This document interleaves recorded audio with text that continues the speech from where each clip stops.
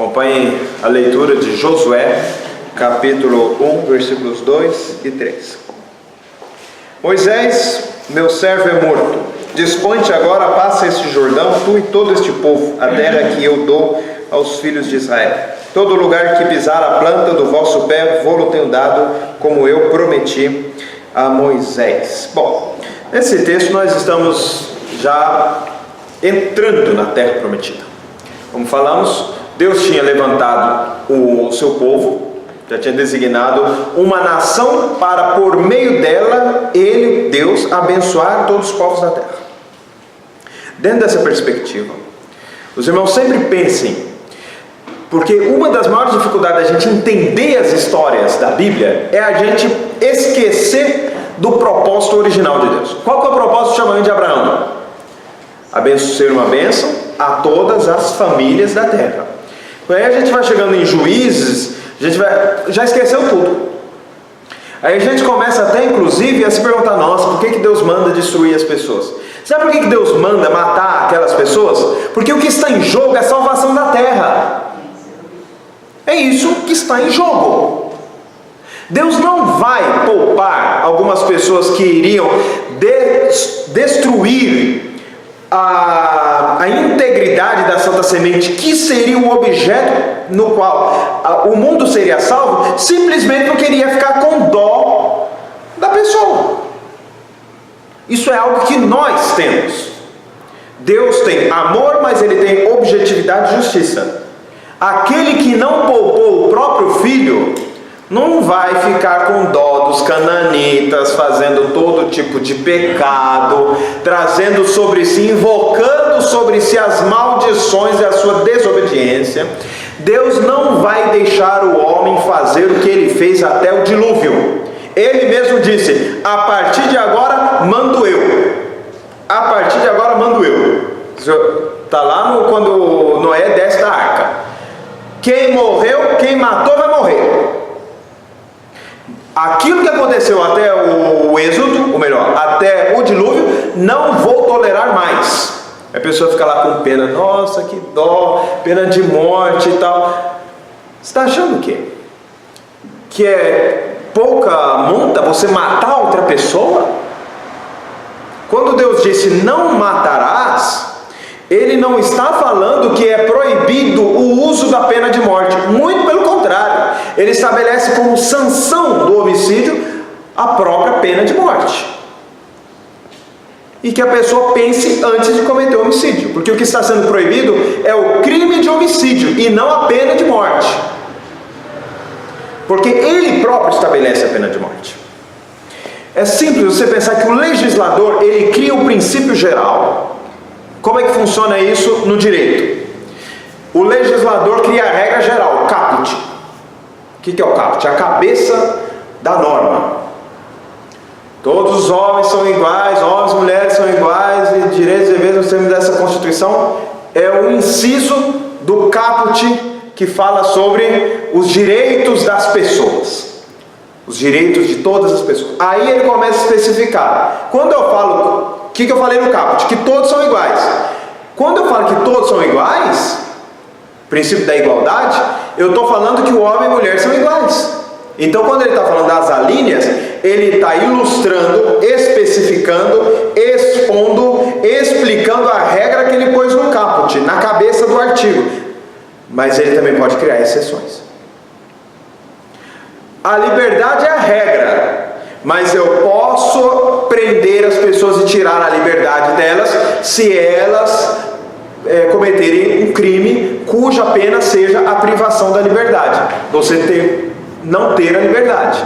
Por quê? Porque o legislador pode, ele estabelece que a regra é a liberdade, mas ele pode estabelecer limites. É o mesmo princípio que nós encontramos em Êxodo. Deus estabelece a regra, mas Ele modula como essa regra deve ser aplicada. O Deus que proibiu fazer imagens de escultura é o mesmo que manda fazer os 2 querubins. Aí a pessoa fala, mas Ele não mandou não fazer? Então como é que Ele manda? Porque quando Ele diz isso, é uma exceção à regra geral. E só Ele, legislador, pode criar exceções. Nós não podemos, mas o próprio Deus pode. Não farás para ti imagem de escultura, mas farás 2 querubins em cima da arca da aliança, olhando para baixo. Então está liberado a fazer outras imagens? Não. Está estabelecido a pena de morte. A testemunha é a primeira pessoa a apedrejar. Então está liberado matar? Não. Mas naquelas condições se exercia ou se aplicava a pena de morte. Desta forma, irmãos, a gente observa as regras e as histórias bíblicas dentro dessa perspectiva de uma lógica, de uma coerência, e não simplesmente de uma inocência de Deus pensando: coitadinho, eu vou deixar de salvar o gênero humano, eu não vou restaurar a criação, eu não vou salvar o homem porque eu fiquei com pena do cananita, do cananeu. Vou deixar o meu povo virar um povo idólatra, não vou punir esse povo idólatra, porque é a liberdade deles. E vou deixar eles seguir os seus próprios caminhos. Isso ele já tinha feito antes do dilúvio, exatamente para mostrar até onde vai o coração corrupto do homem. A partir de então ele põe limites. Então, com este pensamento é que eu devo enxergar Josué. Josué não é simplesmente um livro da conquista de um povo israelita na sua terra. Não, é o propósito de Deus cristalizando-se na história de Israel com o objetivo de torná-lo bênção para todas as nações. Nesse sentido, o plano de Deus correria risco se ele simplesmente deixasse: não, mora com todo mundo aí, se vocês quiserem, vocês me adorem no sábado, mas adorem os Baalins, que é o plural de Baal, adorem Baal às terças-feiras. Sacrifiquem para mim, mas também sacrifiquem no altar de Astarote, uma outra deusa. E por aí vai. Não, para transformar Israel em bênção para todas as nações, ele não pode estar corrompido. De modo que tudo aquilo que ponha em risco o meu projeto de restaurar esse planeta, eu vou abolir. Eu vou lutar contra. Eu vou usar as minhas ferramentas, isso Deus fazendo. Eu vou usar as minhas ferramentas para impedir que o meu plano fique frustrado. A Santa Semente, ela triunfará, e eu, Deus, vou garantir o triunfo da Santa Semente. Eu vou garantir que venha da descendência, o descendente, Paulo vai tratar disso em uma de suas cartas, o descendente, não um descendente. Então eu vou fazer com que a minha descendência concretize o seu papel estabelecido em Gênesis 3,15, porque eu, Deus, não sofro de amnésia. Embora, por vezes, nós olhamos Juízes, olhamos Josué, olhamos Samuel, esquecidos de Gênesis, esquecidos de Êxodo, esquecido que o pacto da lei, e é um pacto que eles entraram em acordo, era que eles fossem uma nação de sacerdotes, ligando o mundo a Deus. Dessa forma, Deus não admitiria que o seu plano salvífico corresse qualquer risco. Então ele fala: para que vocês não corram risco, vocês têm de cortar o mal. Com outras nações vocês podem fazer escravos. Nesta terra tem que matar todos. Não pode sobrar ninguém. Por quê? Porque senão isso vai arruinar o meu projeto de salvação. E o meu projeto de salvação não será arruinado. Por quê? E aí há uma grande questão que se coloca a respeito, inclusive no nosso pensamento calvinista, que é o seguinte: mas Deus não decretou? Sim, irmãos, mas Deus decreta tanto o fim como o meio. Deus não decreta simplesmente quem vai ser salvo, Ele decreta a forma como vai ser salvo também.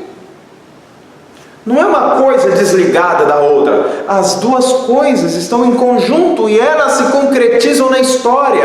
E daí nós não temos apenas a doutrina dos decretos de Deus no céu e na eternidade, mas nós também temos a doutrina da providência divina, que é o meio pelo qual as coisas vão acontecendo. E nessas nós temos agentes primário e agentes secundários.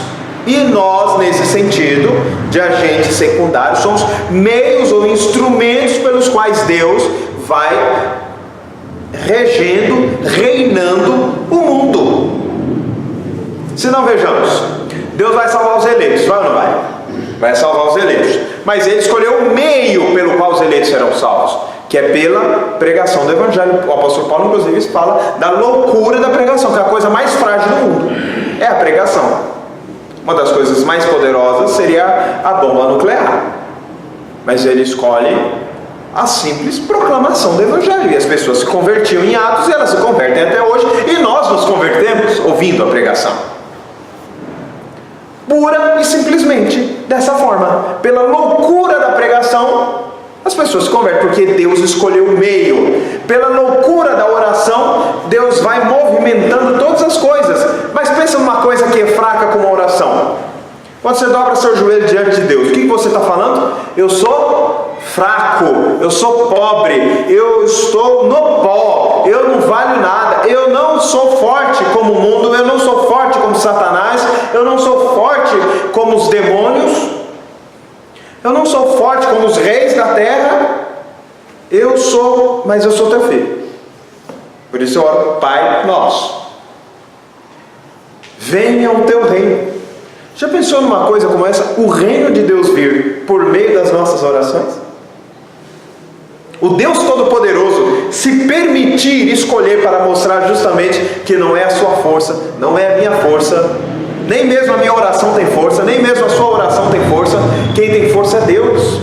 E Ele sempre escolhe os meios mais frágeis para mostrar que o poder está nele, sempre nele, não em nós, sempre nele. Então nós encontramos dentro dessa realidade e nessa perspectiva é que nós vamos olhar para as histórias que estão em Josué. Nesse sentido, nós vamos ver muralhas caindo por um artefato bastante singelo. Qual foi? Como é que as muralhas caíram? Os irmãos já viram isso acontecer alguma vez na história?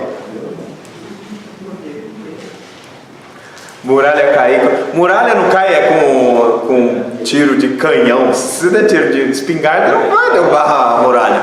Tem que ser canhão pelo menos, não aquelas catapultas. Mas aqui a muralha caiu pela trombeta, porque o povo gritou. Olha como é que eles fizeram uma ponte. Como é que foi a ponte lá sobre o Rio Jordão? Capítulo 1, versículo... Qual versículo? Não, é o 3.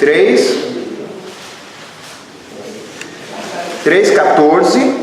Tendo partido o povo de suas tendas para passar o Jordão, levando os sacerdotes a arca da aliança diante do povo, e quando os que levavam a arca chegaram até o Jordão e os seus pés se molharam na borda das águas, pararam as águas. 16. Pé de sacerdote faz água parar? Quem faz a água parar é o poder de Deus. Os irmãos já viram em algum lugar água parando porque alguém pôs o pé? Né? O rio parando o seu fluxo? O poder de Deus. Deus estava o tempo todo. Aí nós encontramos o versículo 5, que o povo não foi circuncidado no deserto. Na presença de Deus, o povo já falhou com o sacramento da aliança. Qual aliança? A circuncisão é sacramento de qual aliança? Não. A promessa. Muitos já ficariam tentados a pensar que é da lei, não é? Mas é da promessa. É com Abraão.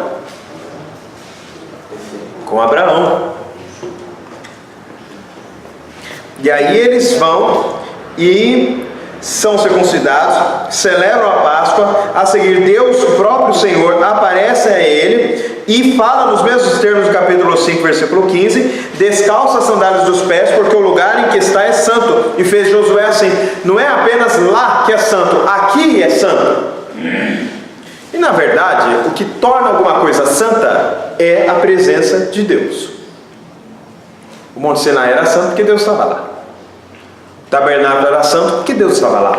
Aquela montanha era santa porque Deus estava lá. A montanha não, era o pé de Jericó. Capítulo 5. Pois bem, dentro desse ambiente, qual era a ordem do Senhor? Era justamente eliminar as pessoas que estavam lá, repartir a terra e morar lá, porque Deus prometeu uma terra para eles. Porque Deus está usando Israel como protótipo para o ideal dele para a humanidade. Que sentido?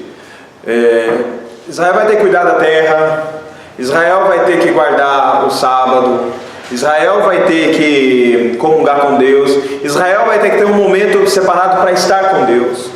Ele vai ter que fazer todas essas coisas, porque esse é o modelo de vida que Deus criou lá no Gênesis. Por isso, inclusive, eu tenho até alguma dificuldade. Algumas pessoas falam: olha, mas Deus não vai deixar eu entrar no céu só porque eu gosto de ficar no boteco, eu gosto de fumar um baseado, cheirar uma cocaína, eu gosto das festas, não suporto igreja. Só porque eu não suporto igreja, a grande pergunta é: o que você vai fazer no céu então? No céu não entra baseado, pinga não vai ter. A música, dificilmente o funk, penso que seria uma arte musical celestial. Vai estar cheio de crente. Você vai fazer o que no céu? Né? Por isso que as propagandas de cerveja tudo diz que o céu é chato e o inferno é legal, né? Aí eu te pergunto, se o inferno é tão legal para esse negócio de cerveja, como é que a cerveja está fria, gelada no inferno, se lá é tão quente? Acho que eles não pensaram nisso, fizeram uma contradição, não é verdade? Pois então, a pergunta é: você vai querer fazer o que para viver com Deus? Se a gente não tem prazer em viver com Deus aqui na terra, nós teremos prazer em viver com Deus no céu? Nós não queremos caminhar com Ele na terra, nós vamos querer caminhar com Ele do outro lado? Sem que nós nos transformemos, irmãos, ou melhor ainda, sem que nós não sejamos transformados, nós não vamos querer ficar com Deus. É Deus que nos transforma para nós queremos ficar com Ele, que nós queiramos ficar com Ele. Pois bem, no finalzinho nós encontramos, só para lembrar que com isso, com a questão da terra, com a questão do tempo, com a questão do cuidado, com a questão da presença de Deus, tudo ele está lembrando como é que era no Éden e como será na vida eterna, o objetivo dele. E o tempo todo ele está falando que nós precisamos sempre tomar o cuidado de nós sermos luz para as nações e não deixar que as trevas das nações obscureçam-nos. Isso é uma mensagem extremamente atual. Por quê? Porque a igreja de hoje está totalmente imersa nas trevas da idolatria deste mundo. Está imerso. Os ídolos dos cananeus conseguiram nos atingir. Há muitas pessoas que fazem para si imagens e as adoram. A Bíblia proíbe: não farás para ti imagem. Ele passa todo o Antigo Testamento falando que ele não suporta imagem idolatria. Não pode. Mas existem outros ídolos que estão por trás das imagens, sobretudo no Antigo Testamento. Por que as pessoas adoravam a Baal? Aí está lá na história de Juízes, né? Primeiro, porque Baal garantiria prosperidade financeira. Por quê? Porque abençoaria com fertilidade a terra, e a fertilidade da terra gera dinheiro. Na verdade, o que estava por trás do culto a Baal era o amor ao dinheiro. Tem isso até hoje ou não tem? Tem. O povo vai à igreja por amor ao dinheiro. Pensa numa blasfêmia que é uma coisa dessa. Isso é uma blasfêmia, isso é um pecado de você tentar instrumentalizar Deus para atingir os seus objetivos financeiros. Eu quero me servir de Deus para ficar rico. Era isso que eles faziam com Baal. E é isso que muitas pessoas fazem com Deus. E vão à igreja para ficarem ricas. E aí vão lá e dá o dinheiro lá pro pastor, ou dá também, faz a sua prece para alguma outra personagem religiosa, faz os seus propósitos, faz os seus jejuns para ficar rico. Eu estou fazendo a campanha dos empresários, 7 dias de pobreza para 70 anos de riqueza. Você já pensou? Fica chique até, né? Você está tratando Deus como um instrumento para você conseguir alcançar os seus objetivos. Quando eu ouço pessoa falando, eu vou fazer um jejum de Daniel. Como é que é o jejum de Daniel? Tirou a Coca-Cola. Beleza. Daniel bebia Coca-Cola? Não, realmente faz sentido. Mas nem Jesus bebia, nem Coca-Cola, né? Pastor, estou fazendo jejum de chocolate. Sim, Moisés também passou toda a sua vida fazendo jejum de chocolate. E a vida dele, com certeza, teve muito sucesso no plano de vista espiritual. Isso não faz o menor sentido. E aí, se você perguntar ainda, por que você está fazendo esse jejum? Eu estou fazendo para Deus abrir uma porta de emprego melhor do que eu já tenho. Não estou falando que a gente não possa querer ter emprego melhor, ter uma casa melhor. O problema não é isso. O problema é a gente depositar nisso a nossa fé, o nosso objetivo, e fazer disso o nosso ídolo. Tem muitas pessoas que passam a vida inteira lutando para ter uma chácara. Aí consegue a chácara, não vai mais ao culto, porque conseguiu o que queria. O que ele queria? Ter uma chácara. Para que ele ia ao culto? Para ter a chácara. Esse é um dos perigos da adoração a Baal e que faz todo sentido para nós hoje. Por quê? Porque esses ídolos, eles não são extremamente familiares. E aí depois tem também o ídolo do sexo. Porque, vou citar aqui o Gordon Harris, no comentário bíblico, novo comentário bíblico internacional, série do Antigo Testamento, que declara o seguinte: não era somente um grande negócio adorar Baal financeiro, mas uma grande diversão. O serviço a Baal era por meio de prostitutas e prostitutos cultuais. E tomava-se, bebia, e faziam-se orgias, e no final de tudo isso ainda ganhava dinheiro. Por isso que ele fala, era algo extremamente tentador. Você, além de fazer tudo que era errado, ainda era premiado com prosperidade. Não é difícil a gente entender a atração que isso exercia sobre os hebreus. É óbvio. Por isso Deus fala, olha, corta o mal pela raiz, porque se deixar vocês vão cair. Esse tal do Baal, o diabo foi esperto, ele ofereceu tudo que boa parte dos seres humanos quer, no conjunto, no bolo, na mesma prática. Ou seja, era extremamente perigosa a presença dos cananitas. E o que acontece no livro de Josué? Está todo mundo valente falando, né? Termina com isso, nós vamos fazer o mesmo, porque ele chega lá na terra, todo mundo, óbvio. Como é que acontece em Josué? Como é que acontece em Juízes? O que Deus falou? Eu não vou tornar deserta a terra de uma vez, porque senão vai encher de animais, vocês depois não vão conseguir morar nessas cidades. Vai transformar as fazendas em florestas. Pode ter floresta? Deve ter floresta. Mas nós não temos que comer ou não temos que comer? Então tem que ter o sítio, tem que ter a fazenda, tem que ter comida. Tem que ter a floresta, mas também tem que ter a plantação de soja, que nós vamos comer como? Tem que também ter o gado. Tem muita gente que fala, não pode ter gado, só pode ter floresta. Como é que faz? Então o ser humano vai tudo morrer de fome para ter floresta. Calma aí. Vamos interpretar as coisas com grãos sales, como diz o outro, com cuidado, aos poucos. Vamos pensar bem naquilo que estamos dizendo. Qual é a questão? Em Juízes estou confundindo Juízes com Josué. Em Josué está tudo combinado. Nós vamos poupar apenas aqueles que fizeram um pacto conosco, que foi os gibeonitas.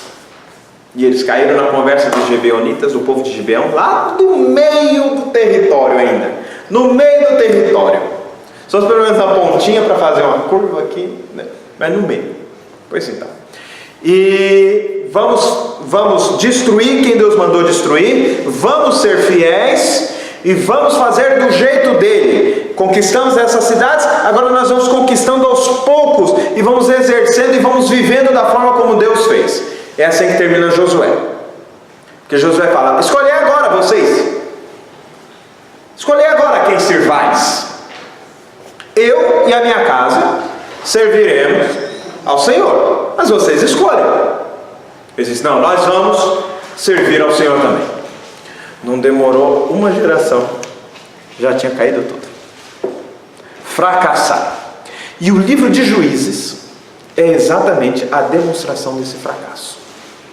E como Juízes, na verdade, a passagem que os nossos autores aqui no livro Drama das Escrituras colocam, ele deixa um foco bem especial na vida de Sansão. E eu já aproveito e já falo sobre isso, até porque na semana que vem a gente já continua caminhando um pouco mais em Samuel. Mas qual é a vida de Sansão? Como é que é a vida de Sansão? Os irmãos lembram de Sansão? Sansão é o juiz mais conhecido que Samuel, penso eu. Como é que foi Sansão? E aí?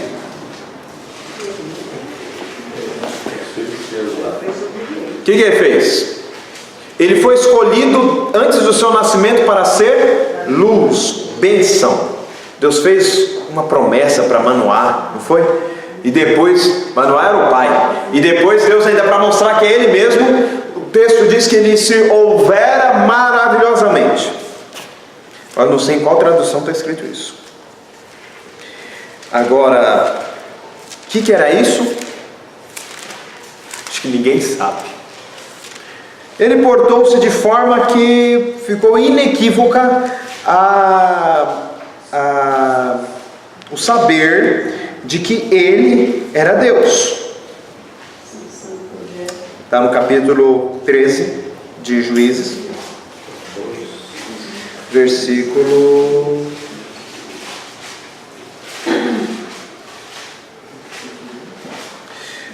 13 em diante. Respondeu-lhe o anjo do Senhor: guarde-se a mulher de tudo quanto eu lhe disse.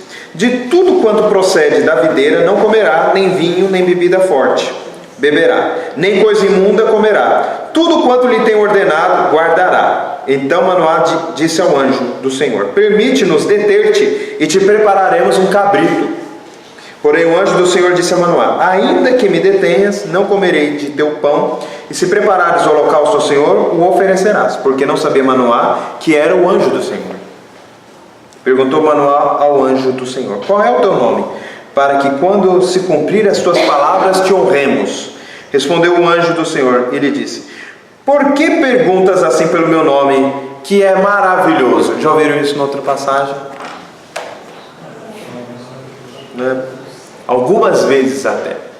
Aí ele continua: tomou, pois, Manoá um cabrito, uma oferta de manjares, apresentou sobre uma rocha ao Senhor, e o anjo do Senhor se ouve maravilhosamente. Manoá e sua mulher estavam observando. Sucedeu que, subindo para o céu, a chama que saiu do altar, o anjo do Senhor subiu nela, transformou-se em chama e subiu. O que o Manoá olhou para o rosto da sua mulher e disse: certamente morreremos, porque vimos a Deus. Olha que beleza, não é? Quando Deus está preparando o nascimento de Sansão. Aí depois nasce a criatura. Primeiro ele casa com uma filisteia, não dá certo. Depois ele amazia com outra filisteia. Ou seja, Hebreia não queria saber. Do povo dele não quer saber. Ele quer ser rebelde. E ele é contumaz na sua rebeldia. E ele vai se relacionar não com o Deus verdadeiro, mas vai servir aos deuses dos filisteus. E vai parar no templo de Dagon, quando estão comemorando a vitória de Dagon sobre Yahvé, graças àquele cuja história acabamos de ler. Ele é um fracassado, tão fracassado, que ele, ao invés de ser luz às nações, ele consegue fazer com que as nações pensem ter derrotado o Deus de Israel, o Criador. Até que Deus, como ele fez todo o livro de Juízes, age com misericórdia e restaura o seu povo. E ele vai fazendo o tempo todo fazendo isso. Juízes é a história, Sansão é a história de Juízes, Sansão é a história de Israel, e Sansão por vezes é até a nossa história, a história da igreja. Quantas vezes a igreja não foi infiel ao Senhor? Quantas vezes a igreja não colocou intermediários que Deus não constituiu? Quantas vezes a igreja, na história da igreja, pessoas falaram: vocês não conversarão diante de Deus se não passar por nós. O catolicismo fez isso, o catolicismo faz isso até hoje. O catolicismo popular faz muito menos, mas aquele dos documentos no site do Vaticano faz exatamente isso. A igreja é o meio das pessoas chegarem a Deus, e Maria é corredentora, comediadora. E alguns ainda dizem: peça à mãe que o filho atende. Colocou Maria acima de Jesus, nem ao lado, nem abaixo, mas acima. E colocaram as declarações dos concílios e dos papas acima das escrituras. E chegam alguns a dizer que é a igreja, ou as autoridades da igreja, que decide o que é escritura e o que não é. Chega a esse absurdo. Mas nós também não vamos muito longe apenas indo ao catolicismo, não. Há muito protestantismo popular também, que está mais ou menos por esse caminho. Se eu não orar naquele horário, no programa de TV tal, se eu não for na casa da irmãzinha fulana de tal, ou do irmãozinho Beltrano, eu não vou alcançar a minha bênção. E normalmente a bênção é casamento ou dinheiro, mulher ou dinheiro. Igual o povo lá servindo a Baal, mulher e dinheiro, né? Mudou pouco o ser humano, né? Mudou nada, continua do mesmo jeito. Irmãos, vejam o perigo da idolatria, o perigo que nos ronda, o perigo que nós, por vezes, nos colocamos e que nos é colocado pelo mundo. Por isso nós somos reformados, e a nossa identidade, ela se estabelece exatamente nisso, ao dizermos somente Cristo, somente a fé, somente as Escrituras, somente as Escrituras. A igreja reformada, nesse sentido, é muito pouco ecumênica, porque ela é categórica. Fora das Escrituras, não há verdade que seja autônoma e que contrarie essas Escrituras. Naquilo que ela for coerente com as Escrituras, é possível que seja verdade. Naquilo que não for, é o erro e a mentira. Somente Cristo. Nem o Papa, nem Maria, nem pastor, nem padre, nem o irmãozinho que é profeta, nem o irmãozinho que está orando na TV. Ninguém, somente Cristo. Somente Cristo. Ele é o mediador. Está escrito que Ele é o mediador, e não há outro nome no qual importa que sejamos salvos, nem no nome de Maria, nem no nome do apóstolo Paulo, nem no nome do pastor fulano, nem no nome do João Calvino, também não, porque nós não vamos trocar os santos católicos pelos santos protestantes, né? Iríamos incorrer no mesmo erro, né? Nem São Lutero, né? Fazer uma festa junina, São Lutero, São Calvino, viva o santo, não tem isso, é somente Jesus. Dentro dessa perspectiva, nós encerramos. Hoje prolonguei um pouco mais, que aí eu já falei de Josué e falei de Juízes, porque eles se andam muito próximos, enquanto relacionamento antitético, antítese. Em Josué, o povo está vibrante, né, servindo a Cristo, faz todas aquelas promessas, e em Juízes, e Sansão é o modelo principal do comportamento dos hebreus, e por vezes do nosso próprio comportamento.